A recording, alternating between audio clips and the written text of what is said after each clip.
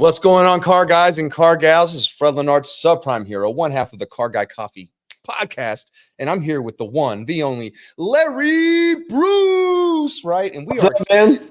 What's up, brother? We are excited to bring you a new edition, a new flavor, a rebrew, as we call it, right?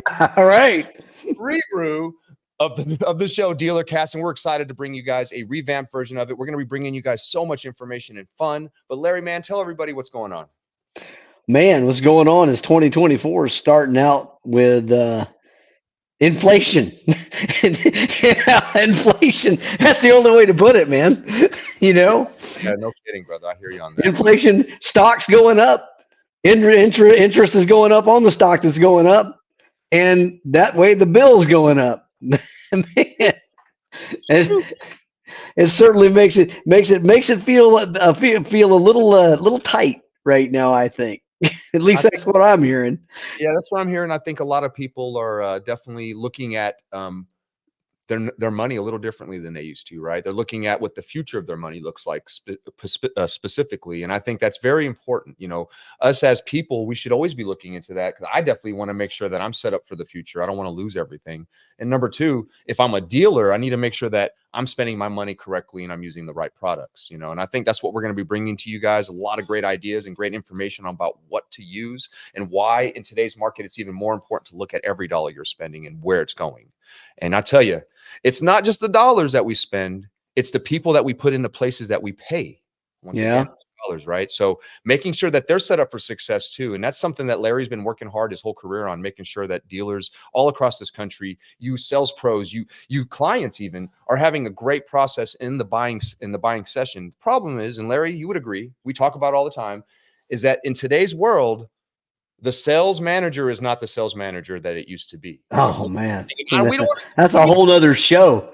That's a whole other show, right? No doubt, right? So, but there's solutions for that, and that's something that you've really strived to do, and that's something that reason why that CGC Media and Car Guy Coffee podcast decided to team up with you is because we believe that you're out there trying to make a difference for those people. We know that that's not going to change, right? So if that's not going to change, how do we fix that problem internally, right? And I think that you've done that. So congratulations to you.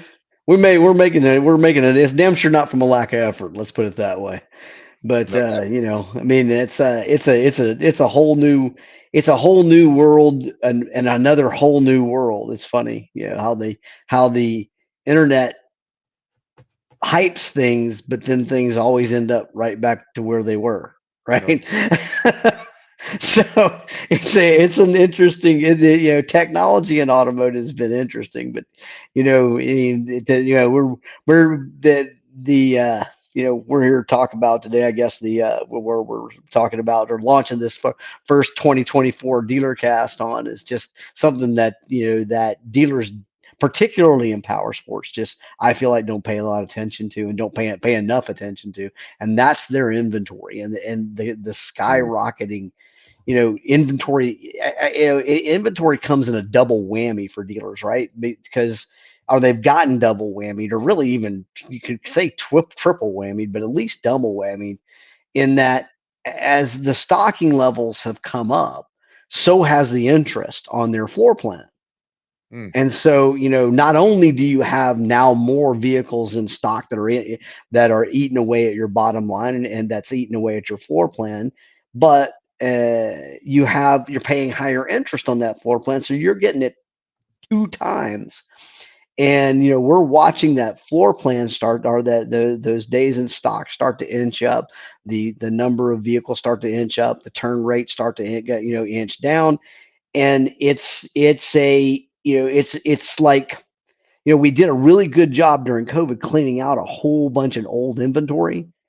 And now we're just going to get it back again, I'm afraid. And I'm hoping that we can, you know, provide some solutions on this podcast and, you know, continue to talk about how the tactics that it takes to manage that inventory. Because as the internet has come along, and with the tools that have been brought to the dealers, what a lot of dealers think now is managing inventory is dropping price. And that is just, it's not. That's just, it's, we've never been able to drop price and control inventory. And we, this whole race to the bottom idea is just, it's nonsense. And I'm hoping we can bring bring full circle some technology. Well, I know we're bringing full circle some technology that brings in some of the, I mean, these are not new processes. They were around in the when I was in the selling cars and selling vehicles. And so, it's just, we forgot about them because it's just easier to go say, well, gosh, I'll look over here at my little technology ticker and it'll tell me what everybody's selling the car for in the market. And I assume that every customer's looking at everything in the market because that's what they do. And I'll just drop the price. And then because my price is cheaper than that guy's price, that person will buy from me. I hate to be the bearer of bad news, but that's a big fat no. That's not got, that's got very little far less to do with it than you think. So, I want to go through some of these interesting stuff that we've seen in power sports, particularly. Just starting out with this new study we're coming out with, where we're seeing now days in stock start to inch up, 100 to 169 days. An average day supply, or average days in stock, rather, sorry, in the power sports industry, that is up 12% over 2022. Wow. That's a huge stat right there. And I mean, what do you think the biggest cause of that is, Larry? Well, the cause is, when you had COVID, you had trillions of dollars in the market, right? You had people wanting to spend that trillions of dollars. You had nobody could go anywhere to spend the trillions of dollars. So what do? You go buy a machine. Yes. And you go to the lake where no one's around you, right? And that's how we did it. You're right. It's a funny story. I was talking to a dealer when the COVID first hit in 2020. And I told him, I said, if I was a betting man, I'd go buy up every piece of stock I could possibly get right now. Because everybody's going to overreact and to shut everything down and want to get rid of inventory. They're going to be worried that they're not going to sell anything. And I said, what's going to happen is these people that have been saving up $10,000-$20,000 to go to Disneyland or go overseas, they ain't going to be able to do that now. So they're going to buy a machine, they're going to buy a toy, and they're going to hit the trailers and hit the places where they can go. And apparently I was right. And what's scary, what's funny is that I didn't even take my own advice. I should have done the same damn thing. I didn't do it. I was too much of a wuss to do it too. So I'm right there with them. Hey man, I did it. I hang my head now. Sorry. I love it though. Yeah, it's horrible. But you made a great point there, Larry. I think that you're 100% right. During that time, there was a huge inflation to RVs, campers, everything was being sold. Like, because you had to be somewhere and you wanted to be time, but you couldn't be around others. So great outdoors, right? And we're blessed to have plenty of that in the United States. There's a lot of places we can go to be able to enjoy a great outdoors, but you need the toys. And like you said, spending $10,000-$20,000 on vacations for their families. We're like, well, I can go buy me a nice side-by-side now, or I could go buy a boat and go hit the lake, a pontoon, right? Just fun, some jet skis, and let's go out here and do it. And and then of course all that stopped because we had to get back to work, and then things and then the vacations where everyone I saw on social media last year, everybody went to Europe. I swear the whole world was there that I knew. Like everyone I knew was there at least once, right? Oh, no doubt. Well, I mean, every conference now has been in Vegas. Vegas went on a tear to get that revenue back. They were going to win every conference. You can bet.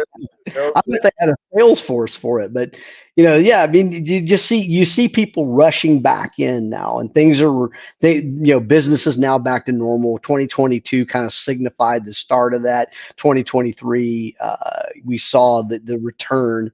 And then, you look back and now all of a sudden your inventory is coming back. And of course, what does the manufacturers do? The manufacturers, in the power sports world, Polaris, BRP, they're now that the workers are back in the factories are backing up full spring. So it's same thing in the car business. Here they come, crank. They're in, next thing you know, they're on your floor plan. You're looking around going, wait a minute, my floor plan used to be like, nothing. Now it's $100,000 a month. What the hell? you know. And so, well, of course, car dealers are like, I wish mine was 100 grand a month.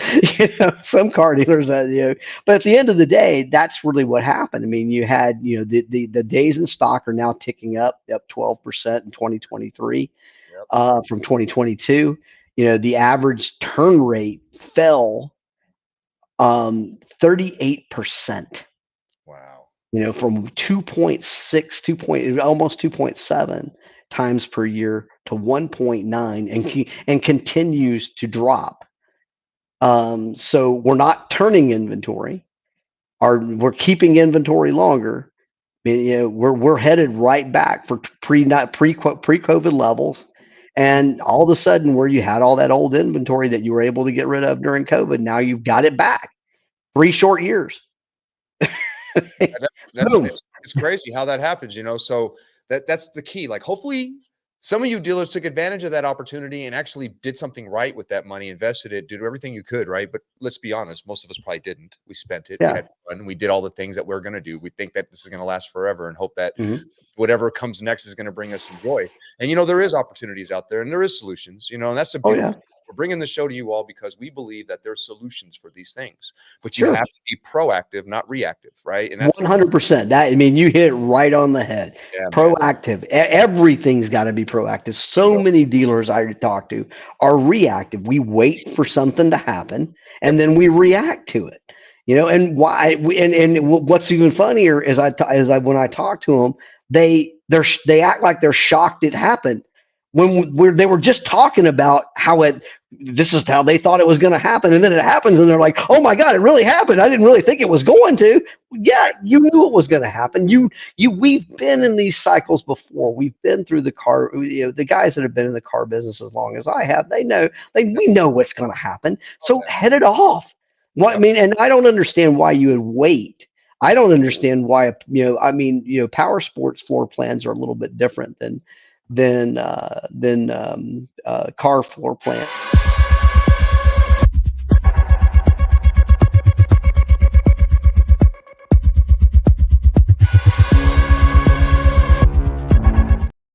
Bro, Hey, man. that was completely the wrong button. I don't know what I was doing there, and I just we're gonna need to edit that out. edit that out, folks, and that's because this is going to be on the replay. But you know, that being said, you know, that was awesome. Yeah, my bad. Yeah, I don't. But oops. Hey, folks, we are live right now, so things happen. You know, things go down. But you know, here's the deal: we are bringing solutions, and we're bringing some fun. And the solution here is we forgive, focus, and fly. Yeah, that's exactly right. That is the solution to that particular problem for sure. Right. No doubt. No doubt. But, yeah. Our good friends at VinQ just got a free plug. They did. We love you guys. We do love you guys, but that was obviously a big old free plug just for you guys in the middle of a great show that actually kind of correlates. But yeah. That being said, you know, even more correlation is what we're talking about today. Yeah, tell them to send the check to Larry Bruce. That's where that plug money should go. Make the check out to me personally, because yeah, there you go, just like that. But yeah, folks, accidents happen. Sorry about that. I can't believe that's the one that I hit too. So anyway, no I was worries. trying to drag stuff across screens, made a huge mistake. So that being said, you know, we're talking about aged inventory here. You know, we're talking a lot about power sports, folks, and power sports. It to me is a correlation straight into what's going on in automotive too. These all relate. It's sales, right? And when you're talking about inventory, you're talking about people who are spending money when there was more money and there's less money now. The inflation is happening. People are feeling it. Interest rates are higher than they've ever been. You know, just like Larry has been talking about this whole time. It's all relatable, right? So it's all in the same idea of what are you doing with your inventory? How are you paying attention to your inventory? What are you doing? Yeah, what are you proactively doing to your inventory? Let's keep that word proactive. You know, I like to say inventory is a verb to me. I mean, we need to move. You know, you need to drop that inventory. It's a verb. It should always be moving. I've never heard that before, and I love that. I'm going to steal that and say that. No problem, man. They take it. Inventory is a verb. You know, right now you got, you know, the average day supply has gone up 79% in 2023. Older inventory levels getting back to 2019, floor plan interest going up. Where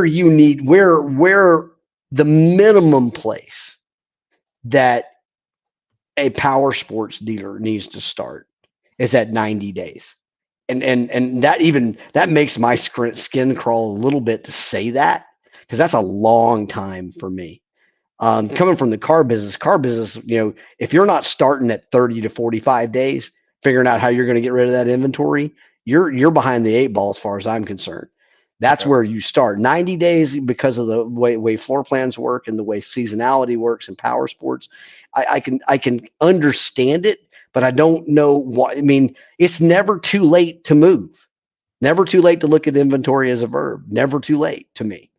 So, I'm starting, if I'm a power sports dealer, I'm really starting about 45 days. I'm going to cut this thing in half. If I'm a car dealer, I'm going to do this at somewhere around 30 days, at 45 days as well. But the problem is a lot of dealers feel like they're a little bit like they're hamstrung, because the manufacturers, a lot of them, have maps and map policies, and they can't advertise that. They can't drop their drawers online, and that's their version of getting rid of it, of being proactive in getting rid of inventory. And so we're going to talk about 5 things you can do. Okay. Only one of them is dropping price. Oh, I love this. Yeah. So I want to talk about those 5 things, and but I want to go through this inventory because it's really interesting stuff. So we started looking at inventory by manufacturer at the 90-day mark. So here's some interesting stats. Polaris's average 90-day in stock units for our dealers is 41 right now. There's 41 vehicles in stock over 90 days for the average dealer that are Polaris. That's up 19 days from the beginning of 2023. The average BRP dealer overstock, the BRP being Can-Am, Sea-Doo, Ski-Doo, they have averaged 115 vehicles over 90 days. Wow. Yeah. That's up 46 days. So that's 46 days. There's some day supplies up 46 days. Incredible, really big number. Yamaha stock now up 71 to 71 vehicles over 90 days in the average dealer's inventory. That's a 36-day raise. BMW 66 in stock over 90 days, a raise of 29 days. Harley Davidson actually done a fantastic job. I'm kudos to my Harley Davidson guys. I'd love to take credit for it, but I'm not gonna. You guys had to sell them. I didn't sell a single one of those bikes. I promise you. But kudos to my Harley guys out there. They're in stock 90 days over in stock, or 90 days and over in stock is only 13. Wow. Yeah, they're only up 17 days. Wow. So that's as it relates to this group, that's pretty damn good. So, but you don't want to be the best of the worst, right? I hit you on that. Yeah, I totally get that. That's what I was thinking. But it's still better than being the worst of the worst. Yeah, let me throw a shout out to my buddy Jim Ziegler. I'm going to use a Zieglerism. Average is the beginning of sucks. Oh, wow. So you don't want to be average. I love that. It's true. Jimmy, yeah, he's got some good ones, and that's a good one. Yeah, 100%. Average is the beginning of sucks. You don't want to be that guy, but kudos to the Harley Davidson guys. They've been watching their inventory. They've been trying to keep that old stock gone. Honda is another one. Their average 90 days in inventory units now is 151. The average dealer has 151 90 days and older. That's up 26 days. So you've got some serious some serious inventory out there. And then we look at everybody else. Those are kind of the top ones.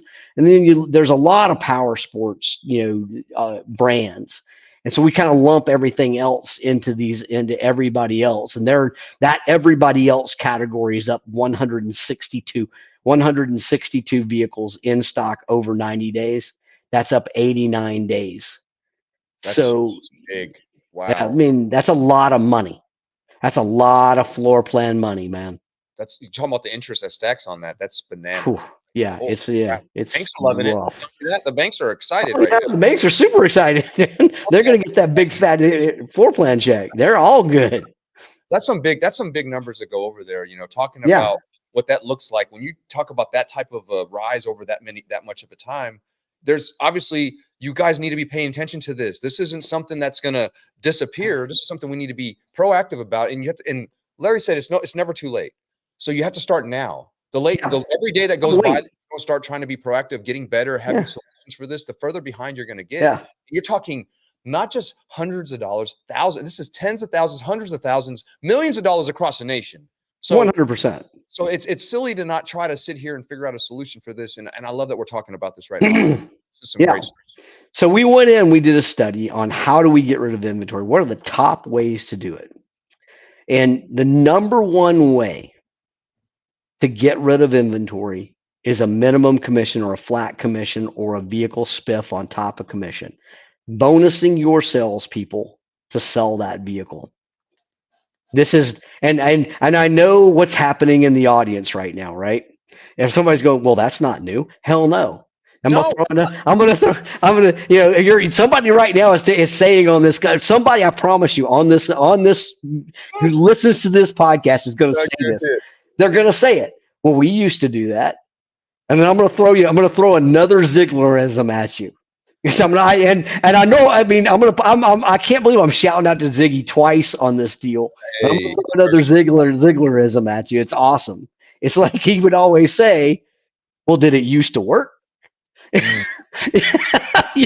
Well, yeah. Well, then why'd you stop doing it? I mean, at the end of the day, this is not a new strategy. It's been around forever. The number one way to get rid of old stock, and your salespeople, they're salespeople. And if they are motivated to sell, and they're all motivated by money, if they're motivated to sell, they'll go sell. I mean, I can tell you right now, you put a $1,000 flat commission on that vehicle and put it up front, there might be somebody come in and says, hey, look, I'm looking for a KTM dirt bike. No, man, let me show you this slingshot. And let me tell you why it is you should buy this slingshot. So every person that walks into that store is going to walk by that slingshot. I assure you, it will happen. No doubt. My favorite was when they put out the sheet. Here's the sheet with the flats. Yeah. I wanted that sheet was in my pocket, and no different than anybody who's been on the sales floor that gets paid by commission. Mm-hmm. You went to the one that paid the most. 100%. At least swing at it, right? Hey, folks, I maybe you've never thought about this before, but let me show you how you could save a lot of money, right? We're very motivated to move this metal over here, and let me show you why. And it's actually great inventory that we just haven't had a chance to move. So this is an opportunity to save a ton. How's that sound to you, right? They would do it. They would look at it, and you would sell it, and you would get your $1,000 flat, $500 flat, whatever it was, right? Cool. You're going to take the path of the shortest path to the most money. That's the salesperson's credo. Man, I tell you, it is. I like low-hanging fruit too, right? But I also like all the other stuff, so I'm going to go for it. I don't mind working, but you know what? If I don't have to work, I'm not gonna. I just need to hit a few of those, and I'm good to go, right? So, that's a great tip. And when you said it, I was exactly thinking the same thing. That's not new, but man, it needs to be reminded sometimes, folks. We keep the new generation is not motivated by money. Yes, they are. Yes, they are. 100%. They are. If they're in the vehicle sales business, they are not. I assure you, they are not there for your hours or benefits. I agree. So they are. They just maybe do different things with their money than we did, right? Yeah. So just know that they are motivated by money. 100%. Right. That's all. That is why they're in your dealership or working for your store. They're not there for the hours of the benefits, man. I promise you, that's not the case. You go to a thriving sales staff, and That's what you see there, folks. Yeah. They're the ones that they're grinding, they're working, they're putting in the time. They know it's not the time necessarily, it's what they do with that time.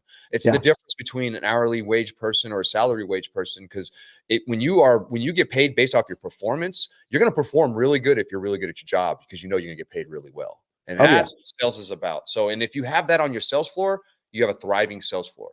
You have to have that type of environment. So the funny thing is that strategy or tactic, that particular tactic sold the vehicle 48% faster than dropping the price online. I agree with you. Yeah. So I mean, I was not shocked, pleasantly surprised that there were still salespeople in the car world today. I love that. There are a lot of ways to do that. We do the electronic sheet. We put it in our app. We make sure salespeople know when they're looking through inventory on our app, they're seeing the flats or the spiff commissions on that vehicle. Yeah. And what is it? What average? I mean, I'm sure there's more that you average per deal because of this. Like, if instead of discounting it online, by doing it this way, what's the average gross profit on a deal by doing it this way? Yeah, well, the average gross profit lift over to discounting it online, $1,700 folks per unit. Folks, That's real money. I'd rather give a salesperson that than discount it, right? I'm just saying, 1,000%. vehicles, it's not the pricing of the vehicle that's stopping it, folks. It's so just know that. So anyway, love that. That's good stuff. Yeah, it's called a good salesperson. 100%. That's what's, that's what you've got to realize, that the internet still has not reached its promise, and probably never will, to eliminate a good sales guy. It's not going to happen. No. So let's stop using the internet to try to eliminate the sales guy, and let's do something novel, like use the internet to try to help a good sales guy. I love that. I think that's a phenomenal idea, and you should talk about that more. Well, the thing about it is, I mean, you think about it. If you want to start early, with a lot of manufacturers, if you're going to start around 30 days, you're still on maps. You can't discount it online. So what are you going to do? Yeah. I got to get my salespeople involved. Get your salespeople involved. And you don't have to do it electronically. We do it, like I said, we do it on our app. It works out really well for our salespeople. It works out really good for our dealers. It keeps it in front of them. They don't have to carry around a sheet of paper, and unfold it, because it's folded up about that big, and they're doing this. They're right on their app. And that's been very convenient, but that's not the only way you can do you can do it. You can merchandise the vehicle too. As a matter of fact, merchandising is the last best way, or the last tactic, the number 5 tactic. But when you combine merchandising, when you bring that vehicle up front, you keep it shiny and clean, and then you put the pricing tag right up front on it. Combining that with the flat makes it even better. So there's no reason to do both of those, not to do both of those, but what's the funniest thing in the car business is that you don't see this much. And it was one of the biggest things that hit me like a brick in the power sports world. But those things don't come fully assembled. Yeah. You told me that's crazy. The power sports world, the FedEx truck rolls up and starts throwing boxes out the back. That's your inventory delivery. Good luck.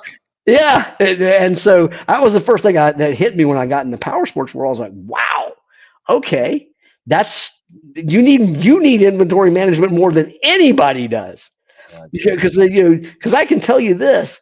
Here's what's not going to sell: that 200-day-old unit still sitting in a box. That's not going to sell, man. Golly, people still like to touch and smell it before they drive. And I asked the dealer when I first got in the business in the power sports world, when I transferred over in 2016, and I'm watching these boxes get dropped off, and they're picking up with a forklift and bringing them back, and I'm watching this guy put them back in the forklift. I'm going, well, I said, can I ask you a question? I see how he's stacking these boxes up. Is it possible that the oldest units are behind all these boxes? And the dealer just looked at me like, oh man.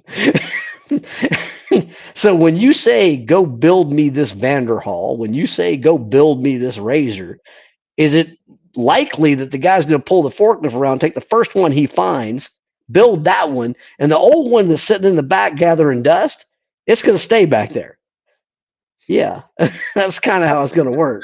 Well, that's because that's what the nature of people are, right? So if you just base it off of that, that's what you're going to do if you don't have a process, a procedure in place that people are held accountable for.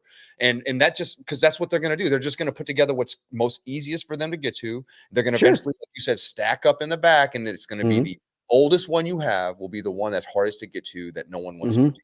And that's so crazy. I never thought about it that way in as inventory wise for motorsports like that, because, you know, in ours, you know, it comes with plastic on it. Usually you might have to put pieces on an antenna or whatever, right? But for the most part, it's assembled fully, you know, you pretty much sell it off the rip. People, they drive them things off the back of that truck. Yeah. It's kind of hard to let something get put away, you know, unless you got a mega dealership, you know, but but for the most part, it's a lot easier to visually see it. Well, this, I could imagine the boxes coming in, stacking up, and you're just loaded up, especially if you're a big outfit, it's nuts. Bananas. Yeah. No kidding.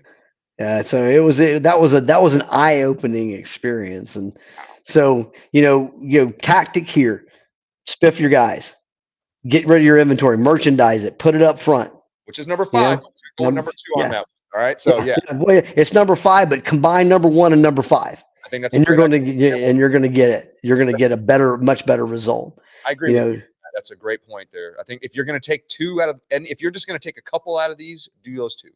Those 2 get you going and moving, and it's easy to do. I mean, you can do it with a sheet of paper. You can do it with our app. I mean, I don't know if anybody else that does it, but you can do it. It's doable.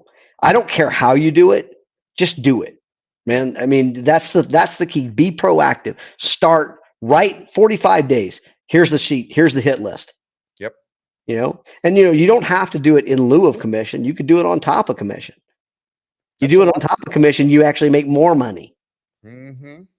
Exactly. You know, maximizing commissions is a salesperson's God-given right. That's the way we look at it, man. And they're calculating like it's like calculus, like you're right. I'm gonna get paid. Oh yeah, right? 100%. Again, folks, we're telling you that's what you want on your floor. You want people who work their pay plan.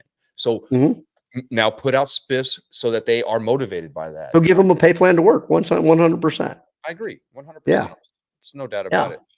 So the number two way to get rid of old inventory is another one that's everybody's going to go makes sense. Email marketing. Oh yeah. I mean, why are you not telling your customers in email every month about the old units you're trying to get rid of? Why are you not targeting people? I mean, you know, we do it through equity mining, right through PSX. That's the number one campaign. The number one campaign in email marketing to get rid of all aging inventory is equity mining. Boom. I mean, it doesn't take a rocket scientist to figure out that when you send me an email saying I can trade my vehicle upgrade my vehicle for at or the same payment, I'm probably going to give you a call. Yeah. Oh yeah. Especially if it's a place that I've done business with before. So it's like, okay, I'm going to reach out to you. Yeah. So number two was email marketing, and the number one campaign in email marketing is equity mining. And you should realistically, if you're a dealer today, and with today's technology, the way marketing automation platforms are set up, your equity mining should just be automatic. You shouldn't even be thinking about it. It's just rolling. Yep. All the time to every one of your customers, making offers all the time. You know, I mean, at the end of the day, I mean, I don't know how many emails a month I get from Amazon, but it's a lot. Yeah, you're right. And you know what? And eventually you respond to one, right? Because it's the right deal. I do the same thing. I'll tell you another company that does a really good job, and many people may not have heard of them. It's a print company. Gosh dang it, I can't remember their name. But man, they send me emails all the time with their discounts. And then every once in a while, I'm like, you know what? I'll order 100 of those stickers. Yeah. Because they make it easy for me, right? But they stay top of mind for me all the time. Sticker Mule, right? Yeah. They stay top of mind. Look here's a stack that I bought right here of the CSs that just here because I just like, you know what? It's how much? $30? Okay, why not? Right? And it's simple. They make it easy for me and I don't have to think about it. Right. And that's the idea of what you're talking about is equity mining all the time, every month, because It if you should just go. Yeah. stay top of mind, That. and when it's the right time, it's going to be the right time. But if you're not the Mhm. person sending it, it's going to be a right time for someone else. Yeah. Right. So, So I mean, if you're not equity mining your existing customer base all that, the time, you're already behind the marketing. If your marketing automations, if your marketing is not automated, you shouldn't have to be. You should each quarter. You mean the only thing you're changing in your marketing message today is if incentives change or something on your side changes, but the quarter should be done. yep. The message for the quarter should be done. Yeah. And you should already be churning through, and just set up and everything's going. You shouldn't be thinking about it every month. I can't imagine going back to the old days where I had to every month think about the message I was going to put out, put together the direct mail, put together get it out in the paper, get it out on make the television commercials. I mean, good Lord, what a nightmare. I Now, agree. yeah. Mm, So, I mean, it's funny, the when you talk about marketing and you talk about, about how things work today, at the end of the day, the foundation for your marketing is email. That is your foundation. Used to be direct mail, but that's expensive now. Email is a lot less expensive, but everything starts with email and builds up from there, from email to SMS messaging that complements that email to yeah. your website banners and the banners that go on your website and the banners that go on your PPC to supplement your search marketing, to your social media marketing, and that just all builds up, right? But it's the same message, it just all builds up. And that should just be, here's my budget, go. Yeah. I agree. And like you said, it should just be plug and play. You shouldn't even think about it. It should just be part of Mhm. your monthly process. Dealers and owners and everybody out there, GMs, listen, do that. And you should be doing it already. I mean, I'm sure you are. I hope you are. Mhm. But if you're Mhm. not, take that tip. That's a great tip. These are simple tips that you guys can implement right now. He's giving you free knowledge. Write some stuff down and get ready to take this on. But here's what's beautiful, and we're in the middle of all these right now. We're like at number 3, right? Because we combined the first 1 and Yeah. 5. But Yeah. of all this, but I want you all to know that like his product helps complement all this stuff. We're not trying to push it too much, but I'm going to tell you, there's the reason why I was like, I'm excited to team up with you, Larry. This product is phenomenal. It's got a solution for so many things, but one thing's for sure, if you're looking at your inventory and you're having problems with holding on to it too long, man, this tool will help you be able to automate it so much faster and Yeah. set pen and paper. It's Well, right there. for so many years in the car business, and I'm just as guilty as anybody else when I got out and started selling technology, or building technology for the car business. We always build these one-off things. I'm going to build a website, and I'm going to build a marketing company, and I'm going to build a marketing agency, and I'm going to build this CRM thing, and I'm going to go off and build this DMS, and I'm going to go off and build all Yeah. these little things, and then everybody's got their little special little widget, right?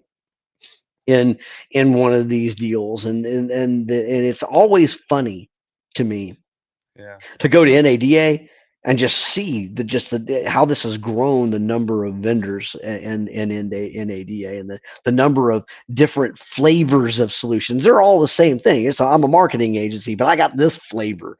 And this year, if you were a marketing agency in NADA and you didn't have AI on your booth, you lost out, because everybody else, it was AI.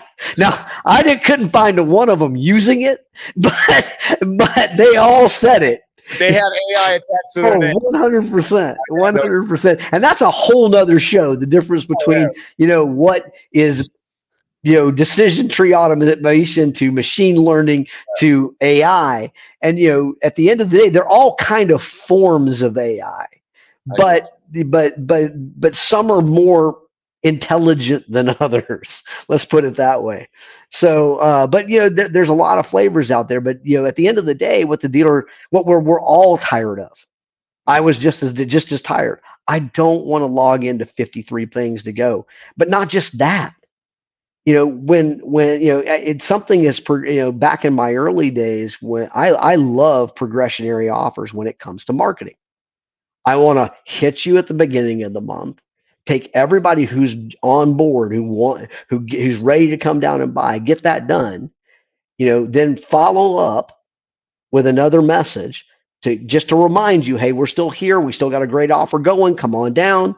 But then at the end of the month, I want to give you something. I want to buy you. So I want my offer to get better. Right. Now the problem with that is we would do it. We did a few of them. We stopped because we didn't have any idea what was going on the floor. That guy could have already been already made a deal, waiting to go back for financing, and you just offered him $2,000 more for the vehicle. And of course, he walks in going, well, hey, I got this offer for you to get another $2,000.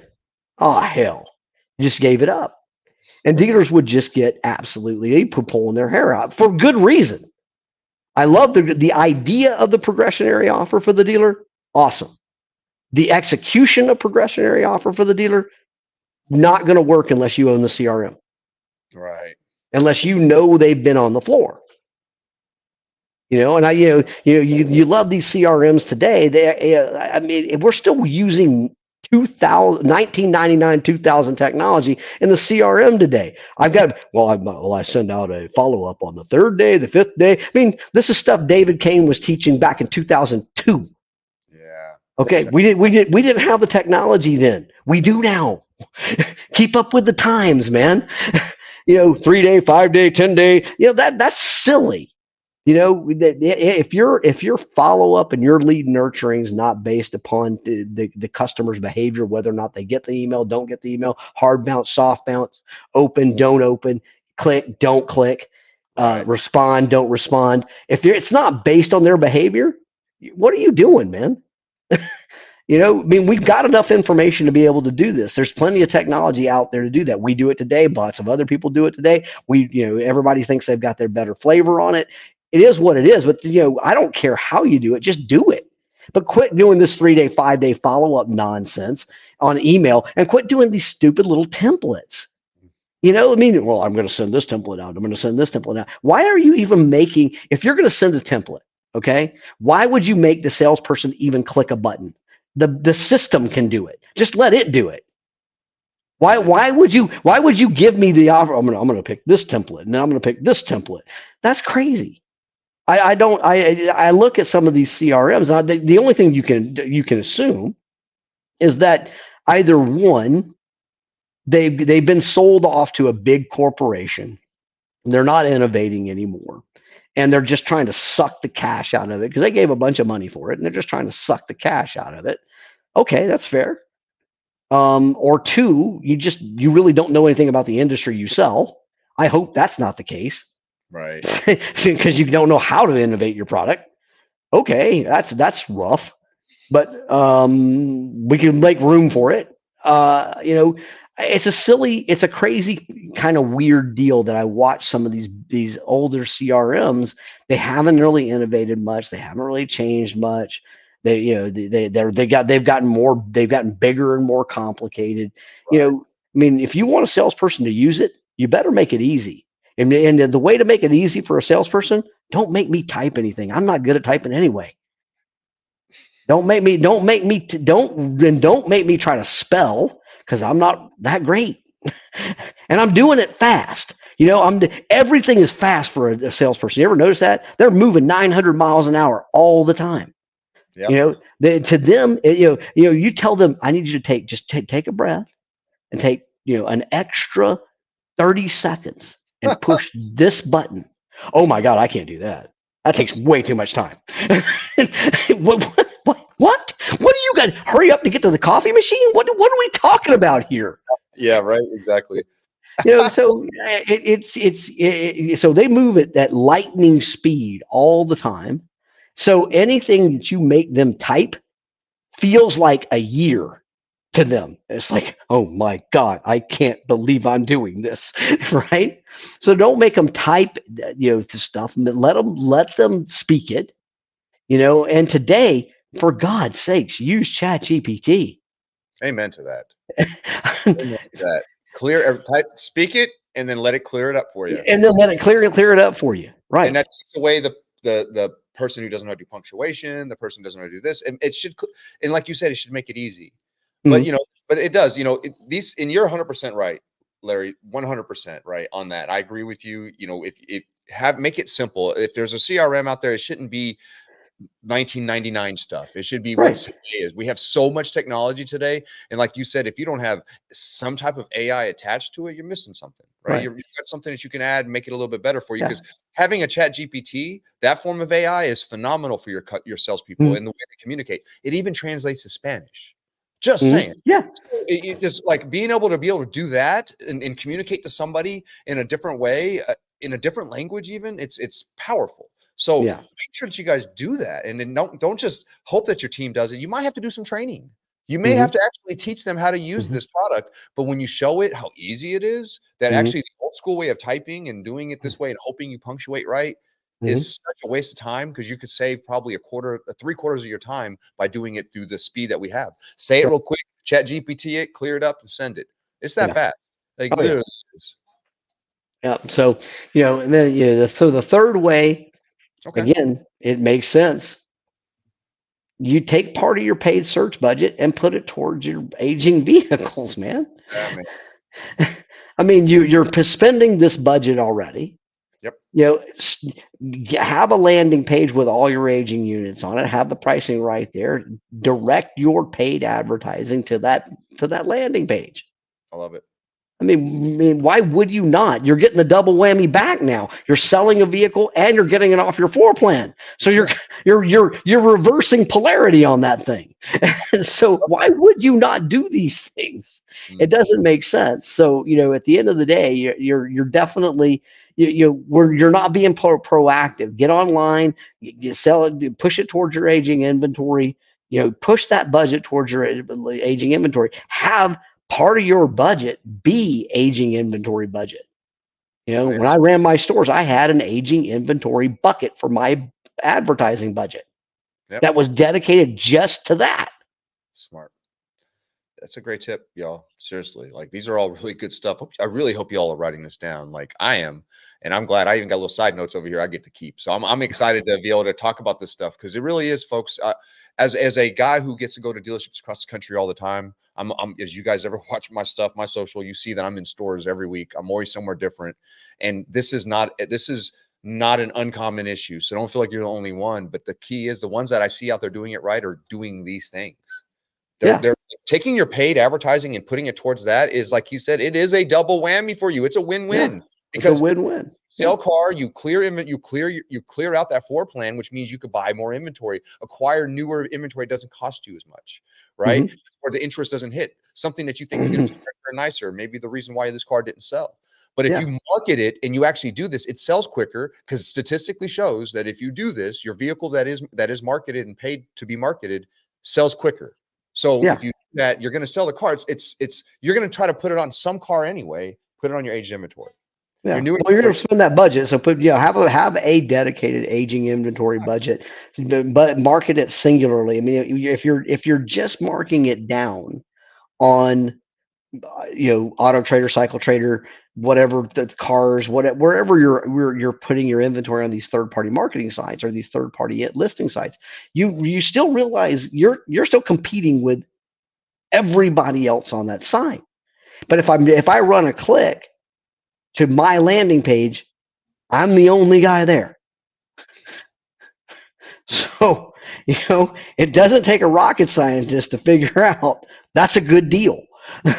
That works. But if I'm having to fight everybody on this deal, then it gets tough. And that's where that race to the bottom came from. That's how it all got started. Everybody thought it was about price on this deal, and price does run it. But we've known for years that price is secondary. People buy from who they like, know, and trust. So you've got to engage them. No doubt. And it doesn't matter. It doesn't matter how much how little or how cheap it is. People can always find cheaper someplace else. That's 100%, Larry. That's a great point. And the pricing is not the total. It's not. that's going to drive the decision. This morning I played pickleball this morning. It's a little bit off, but it's on this subject. Okay. He's a retired doctor. Right. Enjoys playing pickleball. Really nice guy. We're having a good conversation, talking about life, what he's done in the past. I told him what I do, and he was telling me, "Oh, that's great." He goes, "I've always been a Ford guy." And I was like, "Oh, I love Ford trucks, good trucks." I said, "Ford trucks, selling trucks." He goes, "Yeah, I know." He goes, "But back in 2003, so he's an older gentleman, but Ford's his whole life." 2003, he goes in, had a bad experience at the store, didn't like what happened, went to the Chevy store just to check out the Tahoe and things like that. Ended up buying a Tahoe. The experience was so phenomenal during the sale that he was like, "Man, I liked it." Went to the service department. The service was so phenomenal that he was just like, "Man, I think I'm gonna be a Chevy guy." And so he owned that vehicle till the wheels fall off, because that's just the way this guy is. He's a good country farm, or not a country Sure, farmer, sure. doctor, right? Just simple life, but got money. I mean, could buy whatever he wants. Right. And so he goes and he decides to trade it in when it was time to trade in, to go get another truck. He's like, "It's time for a truck. I don't want an SUV again." And he said, "I love the F-150. He goes, "I love it." He goes, "But because the experience was so good at the other store, I had to go back." And I ended up buying. He ended up buying a Denali or something like that. But Sure. he was just like, I'm a Chevy guy, I guess. I'm like, "Okay, man, that's awesome to hear. I love that story, because that's the truth. People will change a lot of things if the experience is correct, right? If you're able to do so. And experience starts with them going to the website, them going to where you're marketing them. All that stuff starts right there. All the experiences, starts there and goes all the way to the end. And having an amazing tool that helps you do that, and be able to read that, and be able to talk to people quickly, and be able to talk to them how they want to be spoke to in language that they can understand, right? So even if your salesperson doesn't even speak this language, really, they can punch stuff in there and figure it out. I'm telling you, it's pretty amazing. But that's the way it should be. And and when you do that, people are going to buy cars from you left and right, and your inventory will move. But you have to have that type of culture. So that's a deeper thing. But at the same time, being able to have that culture, it takes having the right tools, and you have to be able to arm your people today, not with bows and arrows and slingshots. We got laser guided missiles now. Right. What you have is a laser guided missile, brother. And that's the point I'm trying to make here, is that if you have that, you're going to be able to do all these things way smoother, way more communicative. Like the thing that he said that he loved the most was the communication after he bought a vehicle. The way that when it was time to do service, his salesperson called him and said, "Hey, we're going to have somebody pick up the car for you if you would rather have that." Little things, just makes a difference. But you know how that salesperson knew? Because I guarantee in the CRM, and this is back in 2003, my friends, in the CRM that they had at that time, because I know the group that he was talking about, they had a way to be able to follow up with people afterwards and let them know, "Hey, you have a service appointment coming in. That's one of your customers you sold. Talk to them." Sure. Anyway. Yeah. I mean, equity mining is not just for email. No. If you're not equity mining your service drive, there's more there in the car business for sure. There is more sales on your service drive than any $100,000 worth of advertising would ever buy you. There is sales plenty, and trades plenty on your service drive. If you're not working the service drive, man, you're behind it. I agree. And I agree. Because a lot of those people are just mad at their car while they're there. So what a great time to if become. I can upgrade my car at or below my same, or in the neighborhood of my same payment, and not pay the $1,500 service bill, done. Sold. And I get a new car out of it. Let's do it. What am I doing? Let's hurry up. Get the paperwork out. Right. I mean, it's funny how that doesn't happen. Brian Benstock talks about that all the time. He's right. I mean, Paragon probably works that service drive better than anybody in the country. And it's worked for them. It'll work for everybody. It's not just that one little, it's not just that one little part of New York that works. It works everywhere. It's just called being personable and caring. Yeah. That's it. But you know what? We have tools now to help us if we forget, because we're car guys and car gals, right? We forget things quite a bit. We're like very, very like, oh, there's a butterfly. We go this direction, right? But if we have reminders, we're good to go. And I think that's what's so crucial about what we're doing. And I love this, man. I love what you talked about here. Paid advertising being moved towards it, and actually having it set up monthly. That's a stipend just for that. If you're not doing that, folks, do it now. I promise you that'll make a big difference for you, and you'll see that inventory moves quicker.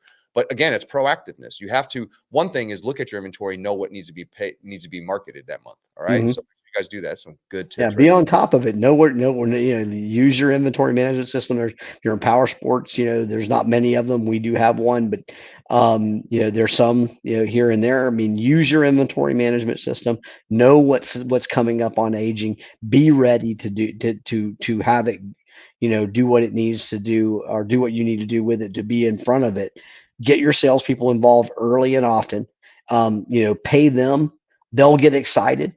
Make it a big deal. I mean, a part of your morning sales meeting, every morning sales meeting should be celebrating the wins from yesterday, but then extra celebrating the guy that sold the hit list unit yesterday. Put that guy on a pedestal, have the cash in your hand, pay the spiff right there, and crisp $100 bills. Boom, boom, boom. You want to talk about people getting excited and then moving more inventory, hoping that it happens to them the next day. I'm telling you, this is such basic stuff, friends. But listen, it's not being done enough. This is the kind of stuff that really changed the whole culture. It's fun. There's something cool about holding a meeting when you're handing cash out. Give it a reason, and then when you can applaud the stuff that you want your staff to do, like really like, hey, you did a great job, Tommy, selling that 90-day-old vehicle. I appreciate you, man. Crush it. Here's this much cash in your fist. You get the commission plus this on top of it. And you know what? Today, when I go to lunch, you're coming with me. Right. That kind of stuff will make people go, well, shit, I want to go to lunch with them. I want to do this. I know I did. I was like, oh, dude, that sucks. I didn't get to go lunch with the managers. I want to be the guy going to lunch with the managers. Right. Yeah, man, it's big. Do those things, and it's simple, but it takes motivation. And if you're a leader and you don't want to motivate your staff that way, don't be a leader. Just saying. Well, you're not a leader, so don't need. You might as well just get out. Do us all a favor. Go find another profession. It's okay. I agree. mean, so it's not cut out for everybody. It's okay to do that. At the end of the day, I mean, that's the thing. Be proactive. Start early. Get your salespeople involved early and often. Spiff them. That's going to move it faster. Make sure you've got automated emails and marketing automation. If you've got equity mining, by all means, get on top of that. Make sure that's running. Make sure you're doing all of these things. There's no sense in not doing all of them because they're all doable. Yeah. So do them all and make sure you're in front of it, and you will find that it will pay back dividends huge. But it's so funny that we just these things are going away. I don't know why, I don't know how, but they're just going away. It's almost like, hey, look, we just show up, and when somebody trips over and says, hey, I'd like to buy a car, and then you may say, are you sure? Are you really sure you want to buy a car? Because you got to be really sure here to buy a car from me. Are you sure? Okay. Well, if you're sure, then I'll go ahead and take your money. And then I feel that way, right? I feel that way sometimes when I walk in some of these stores. It's like they act like sometimes in some stores I've been in, they act like they're doing a favor selling you a car or selling you a vehicle. Good point. I mean, no, you're not doing me a favor. There's lots of places I can go get it. Yeah, exactly. I mean, what's going on here? I mean, and it's crazy. It must be COVID, but I mean, you think about it. All of these things are things that, I mean, as I said, we used to do, and we don't do them anymore. Why? It still works. It didn't stop working. You stopped working it. I think that I think, and to be truthful with every one of you all out there, I think we're all guilty of doing something. 100%. We are. Right. Just like working out. Sometimes we did something, we were building muscle, and we stopped and we're like, oh, I'm not building muscle anymore. There's so many things in life that we're like that. But when you know for sure that you can do something better, we just dropped 5 nuggets for you all. Seriously. And the one that you want to do last is lower your price. Because you don't have to. If you do these other ones, on average, you're going to average 1,700 more gross per copy if you just do this. Seriously, and you don't have to reduce any pricing. You don't have to do anything else except for last resort. Yeah, and it should be last resort. Reducing price should come down to when the customer's there and you're negotiating your ass off. Then maybe at that point you can reduce something. But I wouldn't market it. I wouldn't market a lower price when I know I can move metal when it's good inventory. And inventory is all good right now. So make sure you have it. If you have it, sell it. But don't let it sit there, and pay attention. Be proactive. Yeah, that price drop should be for the purple Vanderhall with pink polka dots. That one. Okay, you can drop the price on that one. Matter of fact, you should drop it immediately. But you know, at the end of the day, I mean, I think that's what happened is along came this technology that would allow us to look at what everybody else sold the vehicle for, and we just naturally assume, because in the car business, it's so funny that we think everybody is about price, and we think they all are, and they're not. You know, I mean, it's the weirdest thing to me I agree. when we know they're not just all about price, but so we jumped on the internet and made it all about price, and then we started. I got to come in $100 below this guy, and I got to come in $100 below this guy, and then every time you do that, you never. I mean, you hardly ever win it. That's right. If all you are is about price, then the customer, there's no reason for the customer to buy from you because they can find cheaper somewhere else. Yeah. Always. That, or you just don't have the correct training in your staff on how to handle those types of calls, Oh you know, yeah. or handle those types of leads, because they're all leads and they're all going to buy, but all of them are not going to pay the lowest price. Most of them won't pay the lowest price. So 100%. it's super important to understand this, my friends. It's strategy is strategy, and those are one of the five, but that should be your last resort. I recommend, I love it. I recommend just put it out as spiffs. That's my favorite. When I was on the sales floor, I loved it when I hated it because that means we didn't really do our jobs when they put out a list like that, a hit list, right?